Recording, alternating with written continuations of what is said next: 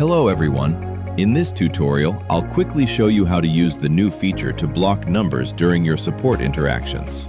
By opening the menu in the toolbar within an active conversation, you will see the new option to block a number. By selecting this alternative, the system automatically pauses the artificial intelligence and the conversation is immediately blocked. From that moment on, the screen will indicate which user performed the block, the date of the action, and provide a button to unblock the contact if necessary.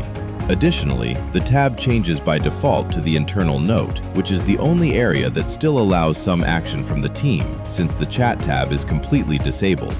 Still in the view of the channel corresponding to that conversation, you will find a new specific blocks tab. In it, you can monitor the complete list of restricted contacts, check who blocked them, and individually unblock each number.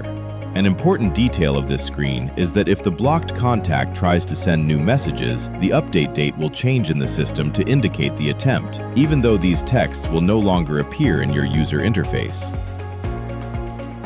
Finally, in the blocked conversation section, it is essential to remember that no new interactions will be recorded or allowed. If there is an attempt to send a message through alternative channels, nothing will appear on the screen. The same happens with the reset function, as the corresponding button disappears from the interface when the number is restricted, and trying to reset the contact directly through WhatsApp will not work either, ensuring the effectiveness of the restriction. I hope this summary helps you make better use of our platform's management and security resources. Thank you for watching this tutorial. See you next time.